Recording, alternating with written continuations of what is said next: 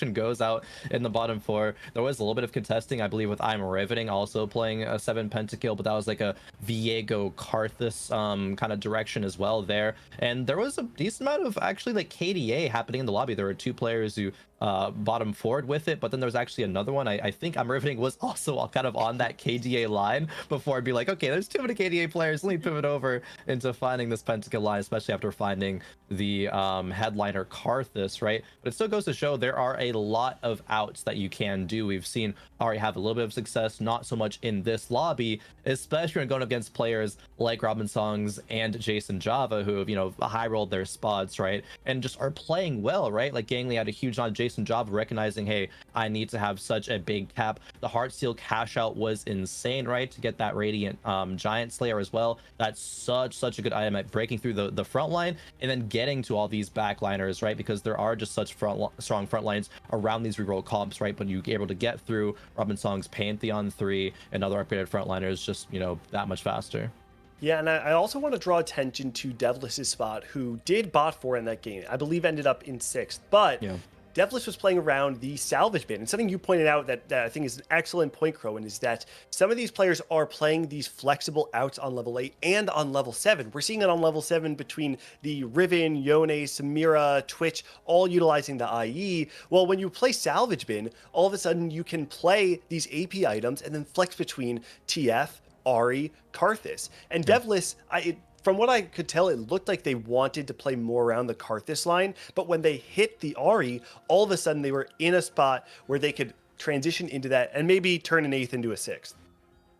What I'm worried about too, like Crowan, is that okay to play so flexibly, or do you really kind of get too dizzy when you have that availability to you to just kind of keep moving your comp around and then you end up in a spot where you're getting a 6th? I actually think it's a little bit of both, right? I think it is okay, but you have to be really on point with your spot recognition, right? And bringing back that phrase, I think last set we said a lot, but this set it's even more important, I think, because there are so many times where you're like, okay, I can reroll a Riven or a Yone, or even like Samira, right? And you scout out a couple rounds later, it's like, oh, this person also pivoted into that the same time that I did, and I just happened to be the low roller here, right? So you have to consistently be scouting out, okay, who's going for what. Is my spot good enough to go to this reroll line? Should I actually just push levels and push level 8? Because that's still a consideration sometimes too, even with all of the system changes, things like that. There still is a little bit of wiggle room there. But take a look at the standings, right? Some players are definitely coming out on top. Ripple 1-1-2, that's insane. I was hoping to see the 1-1-1. I was like, can anybody do it? If anybody gets moved into another lobby where they're able to get the first, like, then we really got to start asking some questions about what are they doing to be able to find that consistency. But I mean, 1-1-2, that's pretty close, Gangley. I would call that consistent. Yeah, I would definitely call that consistent. But I think the big story looking at those standings was, yeah, the players on the first page who are feeling really good. That's good for them. But on the last page, in the bottom 8, were Dish Soap and Prestivan, 2 players that I think nobody would be expecting to see so low in the standings. And this is where the pedal meets the metal, right? You are 3 games into a 6-game day. And the way I see it is, if I can dig myself into a hole that deep in 3 games, doesn't that mean I can dig myself out of it in just 3 games, right? So we're going to be looking at players like Dish Soap or Prestivan to see exactly if they can get themselves out of this ditch.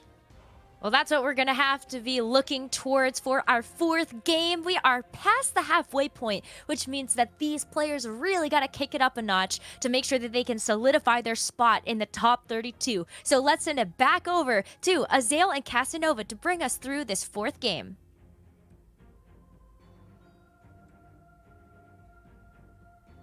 All right, thanks, Necker, for sending it over to us. I'm Casanova, joined by Azael, and we're going to be jumping in. I love that they brought up Dish Soap being towards the bottom, because in our lobby, Dish Soap is one of the players that we will get to follow along. We'll get to see him build that comeback coming through in this one. The perfect player himself. We'll see what he can get done, as he's not having the perfect day, but he is obviously an incredibly good player. And yes, he obviously had some bad results in these first couple games, but this is someone who is fully capable of stringing off, a couple of top twos in a row here and pulling himself back into it, because he just has to get back up into that top half. If you get a first or a second here, you're right back in the running for it. But you can see Darthnub, up ahead of the pack. Toronto, Tokyo, 19 points. He's in first right now in this lobby. Soju, obviously, in some trouble as well. He's going to need a lot of points. There's a lot of these players down towards the bottom that really need to start getting some big results, replay included. This is a guy who's a world champion and, is in danger of going out here. Yeah, it's a very stacked lobby, right? World champion at 11 points, Dish Soap at 8 points, and so they're getting joined by people at the top of the table, and it leads to us having these really crazy spots, and Prismatic Prelude might as well kick that off with a Prismatic to start this off, and most of the players are headed there. I'm so surprised by how many players are standing on the quote-unquote for fun carousels or for fun portals in these tournament games. We've gotten so many of them. Yeah, it is interesting, but we're unfortunately gonna get the item payout. Item payout, the normal one, the most normal of those portals. Yeah, item payout though, it's interesting, right? Because it's one of those things where, like, as much as it is like lower variance, it's not as crazy as the difference between prismatics.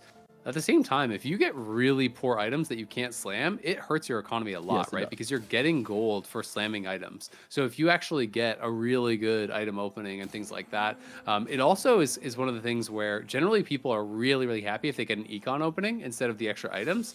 But if you get like a one component opening and you get an econ opening, it's actually often not even good at all on this portal, because you're not even getting that much more economy than your opponents, and you have a way weaker board because you have those less items. Yeah, losing and also not better economy. That's not where we want to be. Like and that's kind of been a little bit on this patch as well, just because of the fact that Lost Streak takes so much longer to kick off, right? Is like a lot of the people who are losing don't necessarily have that insane of economy over other players, but we have seen Lost Streak still be successful. And I think that was one of the biggest questions we had coming into the weekend is like, can Lost Streak really still be played? Is it still an option to force it?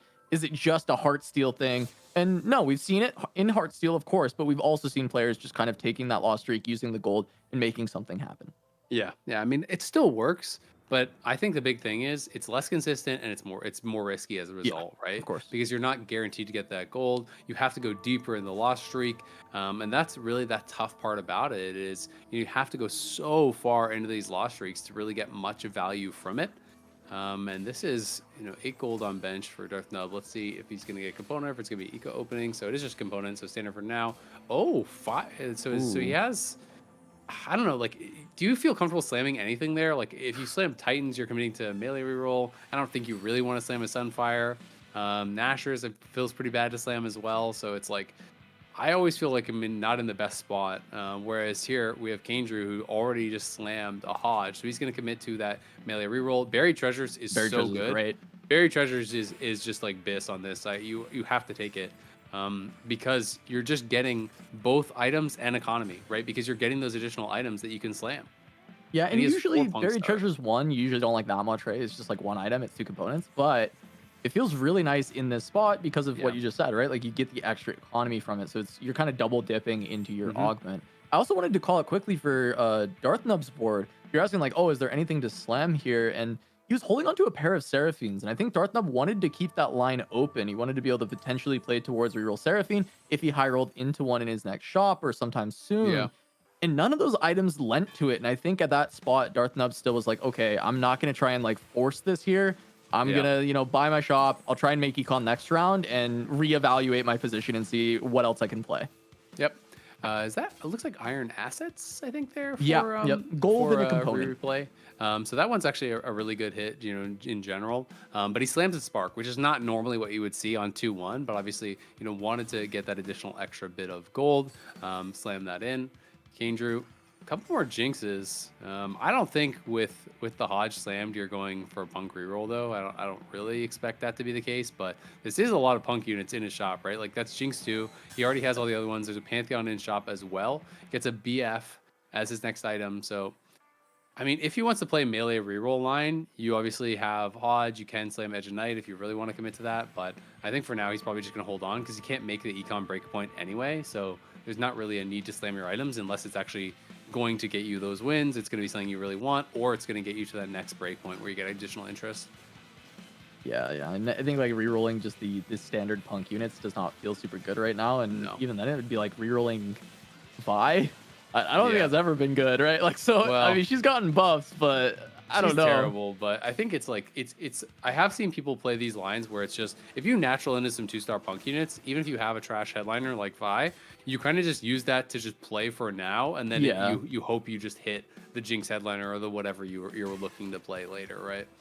But I don't think it's gonna be the case. He's not using the punk rerolls anyway. He's just obviously gonna play this board to try to conserve as much HP as possible. All right, jumping over Toronto, Tokyo, setting up for country, right? Like the itemization is there already. We've got a glove, bow, sword, looks pretty good. Play around Samira, has the Samira and the Tom Kench, but gonna play for loose streak, just make a bunch of gold and then look for maybe just trying to force 7 as fast as possible and get that big roll down. We might see roll at 6 a little bit as well, right? Try and stabilize on a country board. Yeah, I've seen a lot more people rolling at 6 for country these days. We get those early 2-stars, especially if you can get something like an early 2-star Samira or Urgot or whatever. It can be pretty powerful. Obviously, there's a lot of 3 costs you can hit. Double Corky board. It's not like it's Twin Terror or anything, but still pretty darn strong units to have upgraded this early on. But he's going to get absolutely blasted by this board from XP Mods, who has a really strong start, has a Rage Blade, has a Disco start, as well as the Blistering Strikes. So it is going to work pretty well, with that Disco line, which is, what we're assuming he's going towards. Yeah, the healing reduction makes a ton of difference in the early game, especially where healing can just be so effective since the damage is so low. So definitely nice to have that. Trying to look around, see what is on this carousel. Do we get any spats? We've been having a lot of spats on carousels, but none this time around.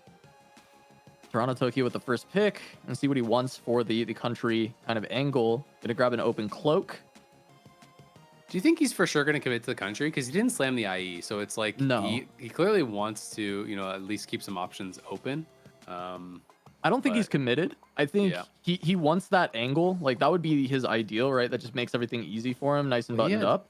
He had BF, crit, and a bow. Yep. So it's like why grab the cloak in that situation? I guess then.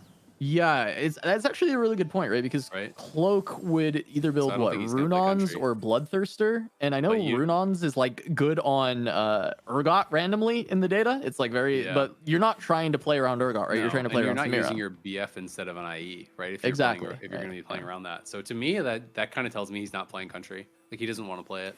Yeah, it could be that he's looking instead. I mean, he probably still wants to play around. I think he's three, gonna play three melee costs, reroll. and he plays melee. Yep, that was the thought I had as well, right? Look, maybe for the Bloodthirster. Yep, exactly. Bloodthirster, Even Shroud. It's obviously pretty strong along those lines. Kane Drew here, pretty healthy and 30 gold, right? So in a pretty good spot, with the economy, has just kind of been playing this punk headliner, slammed that early Hodge for that first item breakpoint, but hasn't had to actually slam any additional items. Picked up another BF, so is on the double BF. That always feels pretty awkward to me. Like when I feel like the hardest situations are often when you get multiple of the same component, because those can kind of be some awkward spots. It's not like Deathblade is bad, but in almost all cases, I would rather have an IE than a Deathblade, right? Yep. And it kind of like puts you in that awkward spot where, do you actually slam here?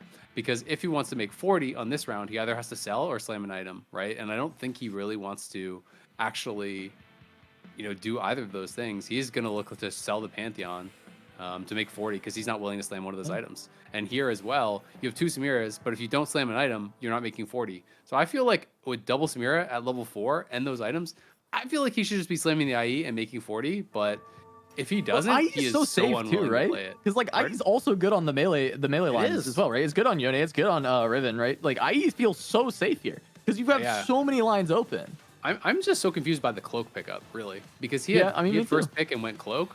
And I don't really get why he wasn't willing to kind of, go towards an IE, because it feels like he has such a good start.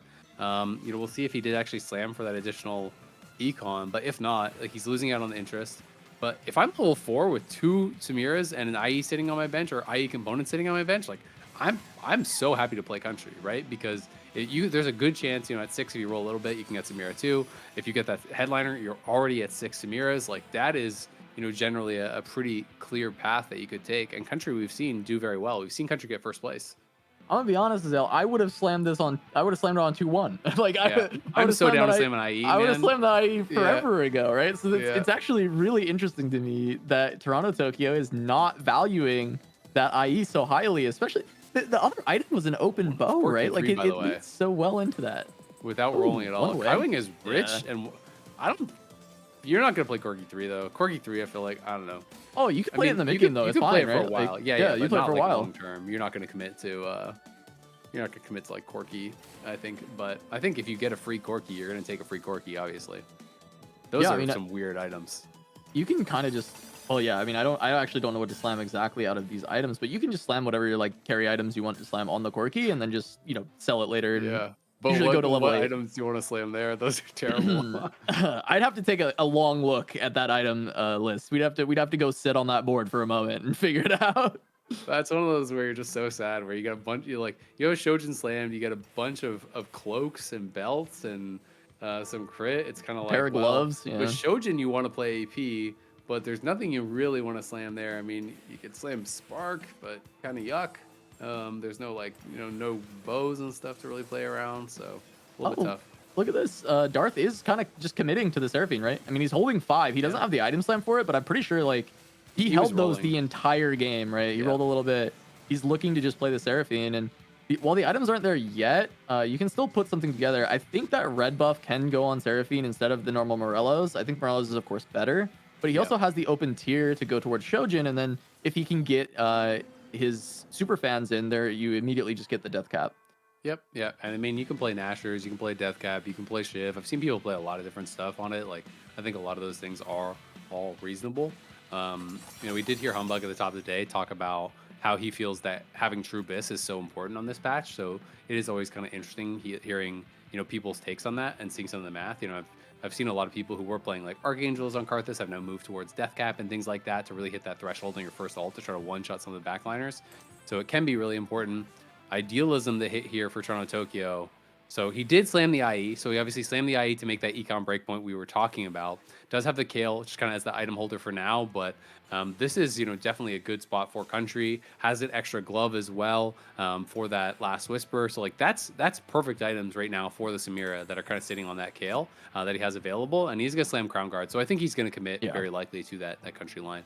Yeah, it felt like he wanted to play Country from the get-go, right? And of course, you're staying open to the other melee lines because they like a lot of the same items, right? But he's a Country fan at heart. He's a good old Country boy at heart, and he just had to head back there, You just gotta embrace it, admit it, slam the IE, play Country, and put on your hat and see what you can get done here. And just put on the hat and boots, and he had to get going. Exactly.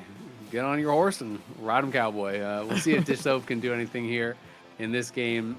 Does have that Zed with 3 items right now. Gunblade, Red Buff, Hurricane, kind of interesting items. Gunblade, I think, is pretty underrated in some of the melee reroll lines.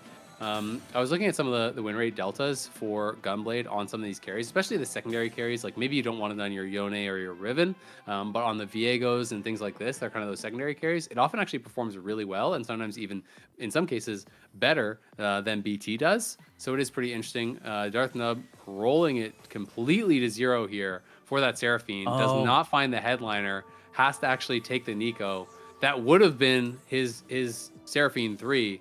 So it's a really tough spot now. You're dead broke, you're 55 HP, and you're on a 5 loss, and you didn't find your headliner that you wanted to go for. Yeah, I think he's been low rolling quite a bit trying to look for this because he's rolled just an insane amount of gold, and he started with a lot of Seraphines. He started with 2 from the PV phase. Yeah, exactly, right? And so not being able to find that, I think like playing around KDA Nico can work as well because ideally for this comp, you 3-star Nico, 3-star Seraphine, but that does mean he's still 3 Seraphines to go. He actually had 1 more, and he sold it to keep rolling. Which made sense, right? He was still just looking for the headliner, but it would have been nice to have that back at this point, right? Being at 10 gold and just being 2 away. And honestly, like I don't think he has any chance of doing well in this game if he holds on to the Nico. Because I feel like he has to hit the headliner. Because it's not like he has extra Nikos, right?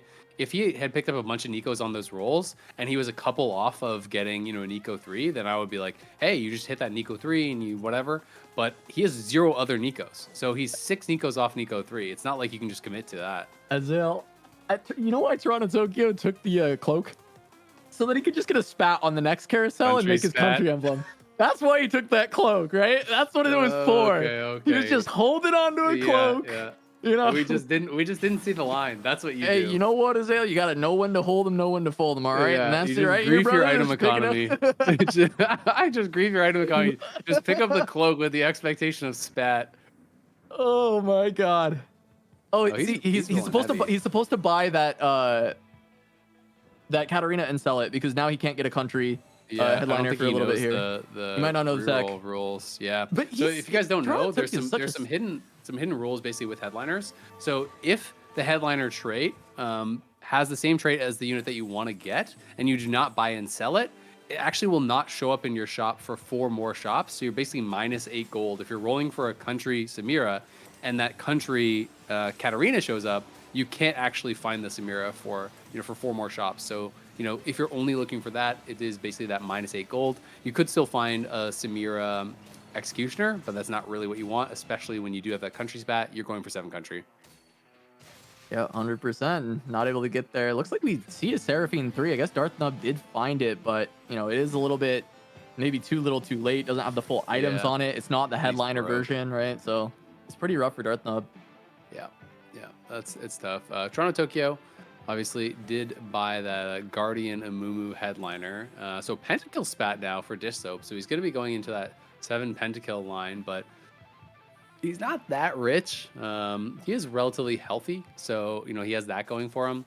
Has that item on bench. So that is, I can't even remember what it's called, but you basically get the item, you get the Ornn item or support item or whatever it's called after a bunch of stages, right? That's the one that he took for his silver augment.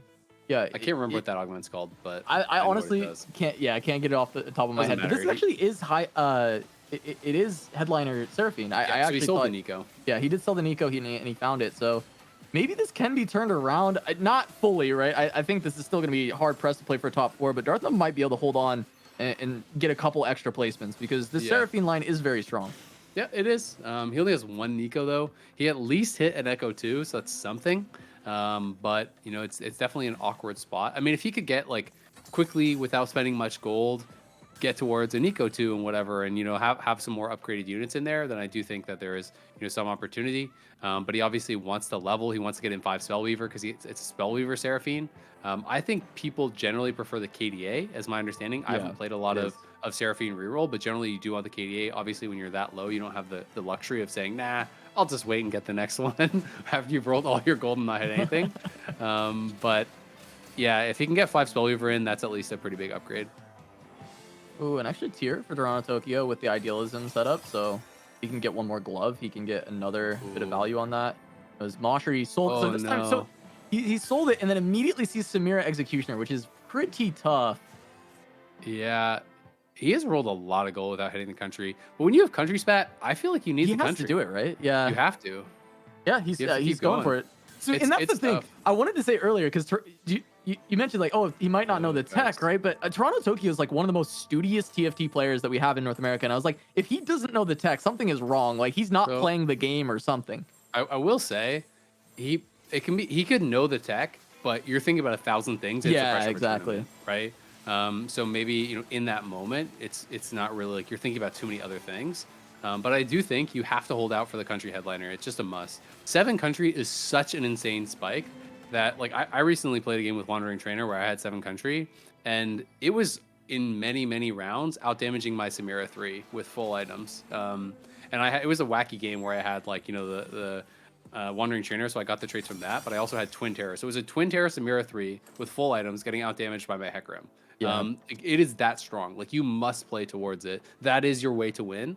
Even if the rest of your board is trash, if you get that 7 country, it can help you stabilize and buy you a lot of time to actually get those 3 stars. Yeah, and the way I saw it, I'm pretty sure he was just renting that Vex for the round anyways. It does seem like he is committed to finding it with the way we've seen him play around those headliners. And there we see a Katarina 2-star being picked up. I wonder, another Samira 2. Toronto Tokyo is actually hitting quite a bit on the side there. We'll see what he ends up on later on as we jump to Soju. And Soju playing around Big Shot, playing around this 80 flex line. He's got the Big Shot version, though. You were mentioning how much stronger it is to have the 4 Big Shot versus the Heartsteel. Exactly. I mean, like an unitemized Big Shot unit is just terrible, and you end up having to put like a Corky 1 or an MF1 or whatever in to just get that trait. 4 Big Shot is really strong. He does. So we do see still no headliner hit here, unfortunately for Toronto Tokyo, but he's on 6 Samiras and 6 Urgots. So if he hits country of either one, it's an instant 3-star. Obviously, there's no items on the Urgot, so you really do want it to be that Samira, and you don't want to have to actually, get that Urgot. But this is going to be a pretty rough loss for him, and he is getting really low. So it's kind of do or die time. He's been rolling so heavy on 7. He took Infernal Contract even and still didn't hit. So I don't know. I don't know if there's much of a win out angle for him at this point. When you're on Infernal Contract and you still didn't hit, wow. That is horrible low roll, like an absurd low roll. Is this? It didn't think this was contested at all, right? It's uncontested, this is just completely Infernal open Contract, line. no 3 and stars. there's other three costs that are being rolled for on a lot of these other boards. Yeah, that is like a disturbingly low roll. I feel like even when you're staying 7 that long, even without Infernal Contract not hitting, is like pretty rare. Okay, there he just hit. I just see a pop up. So he got the Samira. But still, it's like I don't know, because he had to go Infernal Contract because he didn't hit for so long.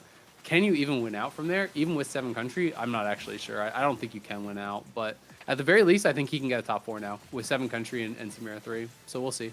Yeah, the fact that it was the Samira instead of the Urgot makes it so that it's maybe possible for him to get that, right? Like the board is going to be a lot stronger, but it does feel like other players do have potential to hit pretty high caps, right? We see this What the Forge from Dish Soap. He's got double Sniper's Focus onto the Karthus and the Archangel coming from the super fan in. So that's an immense amount of damage. If he ever targets your backliner, they'll just get deleted.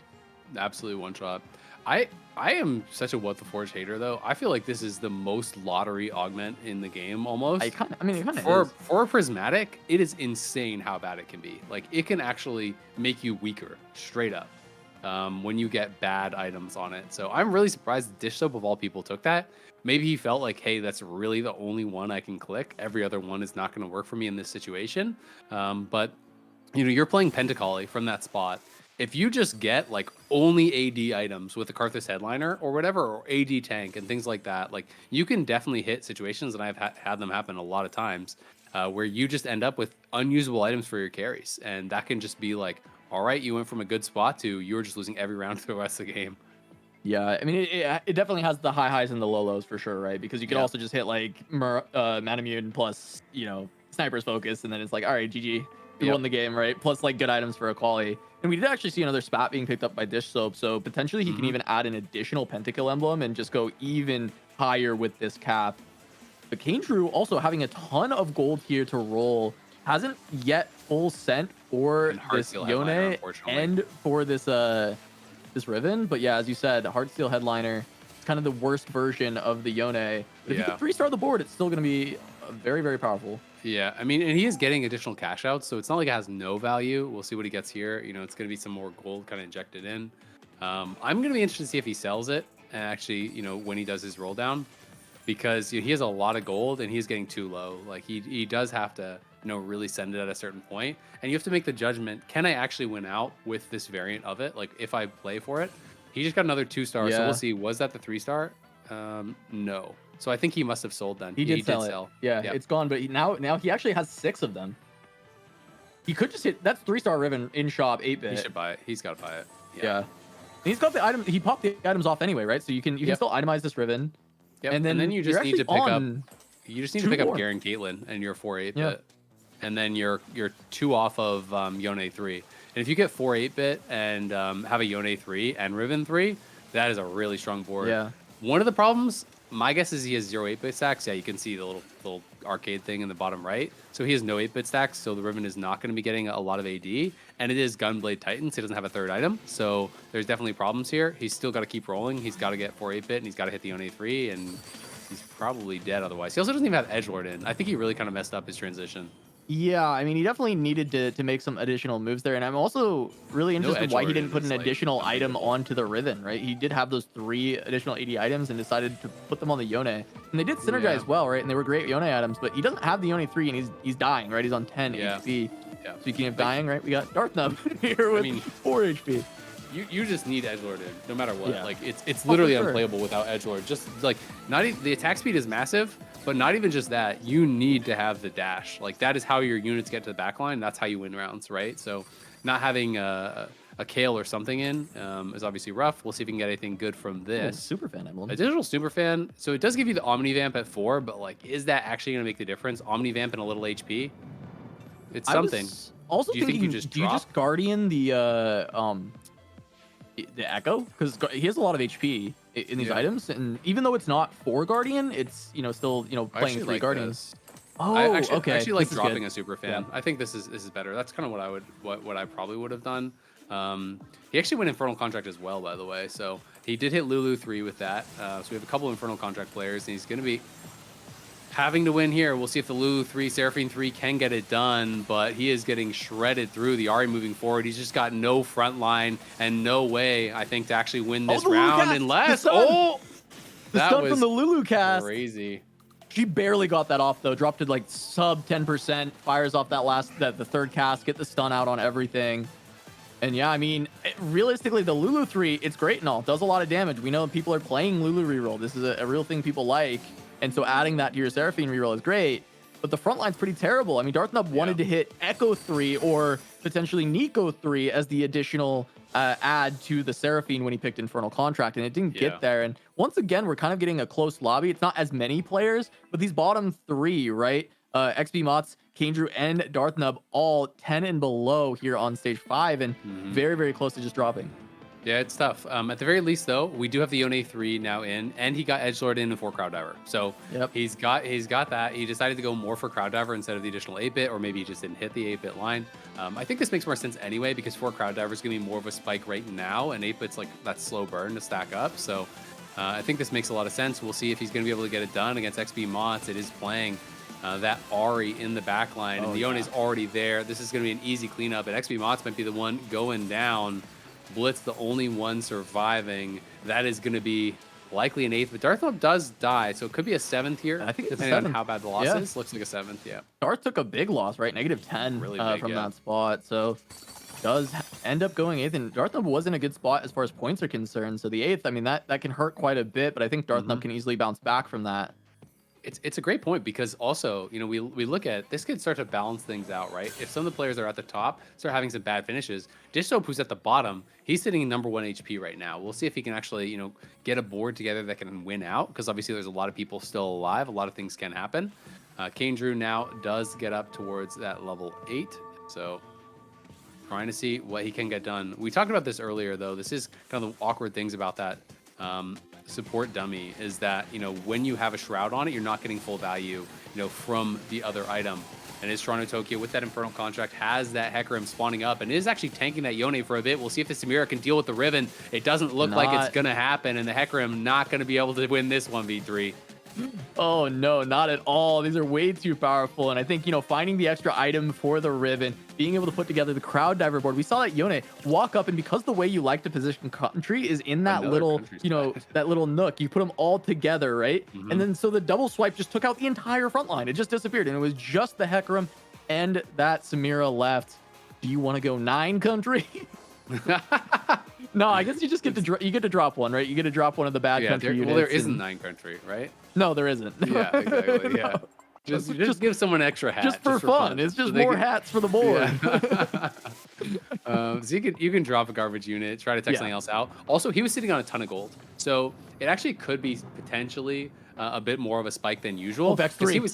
Vex 3 is really big, but he was sitting on, I want to say, like 40 gold at least. So maybe you 3-star something else and you put that in and make it a country, and then all of a sudden it's actually a big spike because you picked that up.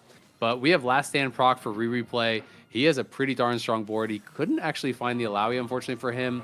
He doesn't have Blitz 2, which also really sucks, and didn't get the Sona 2, didn't get that Ziggs 2 either, but he does have that TF headliner. He does have some pretty decent front line, and we'll see what he can get done. Yeah, I mean, the Vex doing a ton of damage to this front line immediately, but the big thing with Disco is because of all this HP and the healing, it's able to still survive with that Last Stand, but it's still very close, and we've got that Hecarim on the side. He's staying alive. These casts, though, from the Twisted Fate are great, but here comes the Vex. It's not enough. The cast comes too late, and Replay stays alive. He's level 9. He's got the Last Stand proc, and he just took Toronto Tokyo down to 1 health. Is that an Amumu 3? It is. Toronto Tokyo finds the spike just a second too late, but will it be enough to stay alive to top 4? Yeah, we'll have to find out. He did get that extra unit coming in. I just saw another Ezreal 2 come out for Soju, who did have an Ezreal headliner earlier. So I wonder how close he is to actually Ezreal 3, or if he had sold and pivoted. We haven't actually looked at his board in a long time. But replay Toronto Tokyo both at 1 HP. But this is a last stand, much higher cap board, and he actually got Rageblade Shiv now onto his Sona. So he moved those items over onto the Sona. The Sona's in a much better spot. We'll see if he can get it done here. Up against his opponent, we have Dish Soap on the left side playing against Toronto Tokyo. That Karthus, if it actually casts on those backliners, it's going to be devastating. But the Karthus doesn't look like it's going to be able to cast fast enough. So Toronto Tokyo is going to be able to win that one. And replay on the other side, he's going to stay alive as well, I think, here. So both these 1 HP players refusing to die. And some of these healthier players in the lobby are going to be starting to get pretty nervous. Yeah, we got a repeat of last game here, Azale, right? We got all these players so low. And we're going to have to see how that pans out. But Toronto Tokyo, did you see his backline disappear to that Karthus, right? Dish Soap's Karthus is doing so much damage. And it's just a matter of, does he have enough frontline? Can he beef it up? That he's got a really good chance of going first if he can continue to upgrade that board. Yeah, I mean, it's tough, though. He did lose, right? He did lose that round at the end of the day. And one of the rough things about it is the Karthus does so much damage, but it has no mana generation, right? It's got Archangels and double Sniper's Focus. So the casts are coming out so slow. That first cast came out, did so much damage. He finds an Urgot off the orb. Oh my god! Just hit, man. I mean, to be fair, he played in Feral Contract. We're on stage 6, and he just now got his Urgot 3. So I'm not even calling high No, roll, it's right? not crazy. It's not, but like... He got bailed out because he low-rolled this game so hard, and he still got here. He got to the board. Yep, he did get there. And you look at replay on the other side. Replay did now hit that Alawi, so he's got the Alawi in. As I mentioned, he moved those items over onto the Sono, so now you're getting that luxury stage with Disco where you can start to win out in games. And we'll see if he's going to be able to do it. I think that's a mistake. He moved his Blitz off the Disco square, so it's not going to get all that additional health and attack speed, which actually the regen can be really big in these rounds. We'll see. Who's the Karthus going to be targeting? That Alawi can make all the difference, as those tentacles can eat the shots from the Karthus. Just charging up. This cast is going to be big. Oh, he lives. Doesn't actually kill it, but he's going to. He's dead. Oh, and on the other side, look how close this fight is for Toronto Tokyo. There's still a tank living in the back line, and there's the cast from Samira. She's trying to stay alive, barely out heals. And the Hecarim was still alive as well. Kaiwing went down. So Kaiwing and replay 5th into 6th. And we've got our top 4. Toronto Tokyo on maybe the biggest low roll. We have seen some of the hugest low rolls today from these re-rollers. Finds a way to stabilize, find the rest of the board, and goes top 4. Yeah, I mean, his rolls were bad, but he does have double country spat. So yeah, that's true. That's healthy. That's a big true. Horse on the sideline. So more dog take away and more dog give. So it's gonna balance out a little bit there. Soju is not gonna roll, so he's 50. He's saying, you know what? I can't win anyway unless I get 9. I don't think he's getting 9 though, especially against this Everfrost. That his Ezreal is hitting immediately. And he's got no armor pen that I can see, so I don't know. It's going to be too slow getting through this. That Karthus ult obliterated so many of his units, and the second ult is going to spell defeat here for Soju. Soju going to be going down. We'll see if Toronto Tokyo dies Toronto Tokyo as well. Kane Drew's out. Soju in 4th, Kane Drew in 3rd. Toronto Tokyo has made it to the top 2. Can he take down Dish? We saw him win one fight already. Yeah, let's find out. I mean, Dish Soap has got a lot more room to grow. That's the difference, right? Yes. He's level 9 now, and he does have 10 look at this, pentakill. two Never mind. zigs, 10 pentakill. He's got the extra got stat. Okay, never mind. Man. We saw that spat. We were wondering when this was going to happen, and yeah, Dish did find it. So let's see. I mean, this should just be an easy win for Dish Soap, but Toronto Tokyo's board is incredibly strong, right? 3-star Vex, 3-star Samira, 3-star Urgot, 3-star Amumu. Has the biggest horse we've ever seen, but he might still get 7-0'd. Yeah, we'll see if the horse is going to get sent to the blue factory. Samira up there trying to get it done. The Akali already in the back line, and it's going to be on to that Vex. The Vex getting incredibly low. The Karthus next ult surely going to be taking out all these carries. They just got disintegrated, but can this Urgot and the horse get through everything else? It looks like it might not be enough. Dish, though, going to be able to take it down. Needed a win. Gets the 10 pentakill. Able to get it. A must win, and it's a huge one for Dish Soap. That was surprisingly close, I have to say. 10 pentakill is usually an auto win, right? Like, it's just a guaranteed win. And this was a level 7 board that actually took it all the way down to the last units. And now, it's an Infernal Contract level 7 board. It's 3-star everything country, but still, the fact that that came down to the wire is pretty amazing. But yeah, as you said, Dish Soap really needed that win. 8 points we talked about, hey, you know, Gangly, I think, was saying, hey, if I can screw up the first 3 games this bad, that means I can still pop off the last 3. And it starts with that first place from Dishsoap. I mean, he just doubled his points, right? He Yeah, just doubled he his did. points there, so he's got to be feeling pretty good. All right. Well, with that, we are going to head to a break, send it over to the analyst desk so they can talk about it. So don't go anywhere. We'll be back with more of the KDA Cup.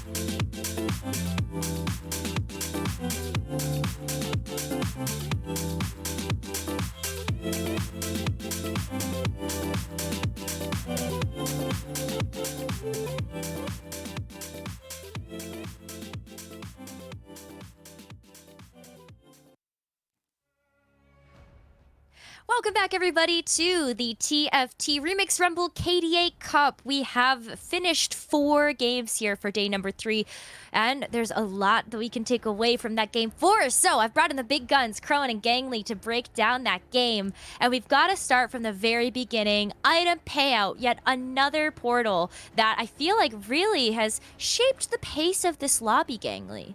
Yeah, this is a cool portal because it's one of the transformative portals in the sense that it forces players to play a little bit differently. We saw in stage 2 that a lot of the players were slamming items early in a way that we may not always be seeing them because, especially with the system change of the streaks being lower, gold is a certain resource that we don't have an abundance of right now. So if you can reach those gold intervals by slamming early, then it does put you in an advantage. However, on the flip side, slamming items early also forces you to play a bit more narrowly. And we saw a lot of players like Darth Nub, for instance, right off the bat, hard committing to the Seraphine line and saying, I'm going to use the additional gold of this portal in order to hard force Seraphine and hit. Ultimately, it didn't pay out for him, and he ended up needing to take Infernal Contract to try and find that Seraphine 3 and bail himself out. But it's worth mentioning how this portal certainly shaped the flow of the game. Yeah, 100%. And I was really excited to see Seraphine reroll come out, but Darth Nub's spot just unfortunately wasn't quite the case for it. We saw a lot of AP in this lobby, but most of it landed in the bot 4. And I think that happened because a lot of people were trying to contest each other with playing that TF, playing that disco line. And the players at the top of the lobby had indeed high rolled enough to just be way, way stronger in all those TF compositions. Even saw a player like XP Mods kind of get stuck on a disco transition, but ended up finding an Ari instead and just kind of had to play that. But once we get to kind of the top 4 of the game, right? So even on the screen, Kane Drew had sold the Yone headliner, found the Riven, but really just wanted to play into fighting both of those 3 stars and was able to take a 3rd place from it. Again, Darth Nub just not able to find these things and make them happen. But Soju as well had a super interesting spot in the game. An augment that you don't take a lot of the time is too big to fail, right? You get a lot of HP, get those extra damage coming out. But Soju actually played like a 6 bruiser and then Ezreal MF as his backline and made it work out that way. And that's where we kind of talk about this like Ezreal flex, how can make it work and how can you get it into those top 4 situations. I think Soju did that one pretty impressively. And speaking of augments that you don't take very often, you have to call out Dish Soap taking What the For. Giselle talked about it on the cast. He said, this is an augment I'm never taking because it griefs me way too often. However, Pentakill is one of the lines where What the Forge is extremely strong. It's the knowledge of that line that gives Dish Soap an edge over the field. And while a lot of top players may be familiar with this line, you have to assume that there are some people who aren't willing to play that line. And Dish Soap going into this game was in those bottom 8 placements. It's this knowledge of the line that I think is so exemplary of why we consider Dish Soap the best player in North America. Oh, 100%. Just so proving it time and time again, right? The double sniper's focus on this Karthus is just disgusting. Nearly one-shotting, you know, the Samira at the back. But gross. you have to give props to Toronto Tokyo, though, right? So like kind of open fort strategies, held on to a pair of 2 Samiras. Like, okay, I'm going to commit to this country line, but how do we get there? How do we salvage this spot? The level 6, you know, roll down wasn't that great. Getting to level 7, not really finding that much either, but taking Infernal Contract, rolling, finding things like a Executioner Samira, right? Executioner Vex, but greeting out to find the country Samira, getting the country emblem as well, and going into a top 2, right? He could have gone out in bottom 4. It was so hard fought for so many rounds in a row, but I think that was a super impressive second from Toronto Tokyo. After 4 games, the scores are really going to shape out here, and I really want to draw attention to some of these people that were on that last slide. Replay, Ashmu, Prestivan sitting in those 50-something place finishes, really looking scary. On the second page here, though, we're seeing people like Dish Soap trying to make his way up, getting closer to that middle of the pack, right? That bubble, and then. Yeah, honestly, there's actually quite a few of the lab players making their run too. Humbug quite just about on that bubble, 1 point back. And so this is going to be, going into the last 2 games, the inflection point for a lot of these players to find that edge and get a couple of points that are going to solidify you. Yeah, because we're reseeding the lobbies again. We've got 2 more games that these players get to play, and it's going to be a fresh start for some of them. But some of these players, it did take them a little bit to kind of get into the swing of things, if you will. Crowin, this is a large patch. There's a lot of different experimentation that maybe hasn't quite worked out for these players for these first few games. No, I think as tournaments do progress, I feel like I say this a lot personally, but especially on a new patch, we're going to continue to see a lot of innovation, a lot of new things continue to come out like every single game, right? How exactly do you get into these lines, right? We know that things like Seraphine reroll can work out, Olaf reroll can work out, but we get to see and kind of, you know, nitpick, okay, why did that work out in this situation? Why didn't it in this other one? There's so many factors that come into play here, but I think there is still a lot more to cook up. And, you know, I was mentioning that Olaf reroll Kyun sitting in 3rd right now. Very solid performance, but honestly just being able to like secure your spot into day 2 already, because 27-28 points is around the cutoff. Huge props to those players with still 2 more games to go. And I really, before we go any further, I know we got to see it a little bit on that last slide. I have to call out 3 names that were on the first page, the top 16. Ripple Overdrive, Spencer, and Pokygon. These are 3 players who are returning or breaking out into the top 15 power ranked players in North America. And so many people's eyes were on these. Ripple Overdrive was a player that nearly made Worlds back in set 8. came up just short. On the other hand, Spencer, one of the greatest North American players back in set 5, making his return, hitting rank 1 in the last patch, coming out to the KDA Cup, and now in a position to make the final day in a shortened season. And Pokygum, the king of New York, the truest tri-state representative. It has to be so cool to see these players back on top, in form, and performing on day 3 of the KDA Cup. Pokygum got the top 32 at the Vegas Open. You know, like, this is definitely a player that has shown up even just within this set already. And so who can continue to carry with that momentum? Who can bring it back? We only have 2 more games today to see who will be moving forward to compete in the final day tomorrow. So much to play for, and we'll be getting right back into the action after this break.